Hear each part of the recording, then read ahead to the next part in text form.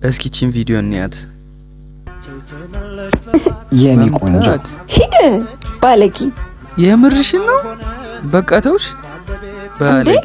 ምን ነው? ምንም። እሺ ያን ነገር እንዴት አረክልኝ? ይቅርታ አብሬሽ ልውራልሽ። እንዴት እባክህ? ማን ስለሆንክ? ምክንያቴን መናገር ግዴታ አይመስለኝም። ስማ በጣም ተንጠባረክ።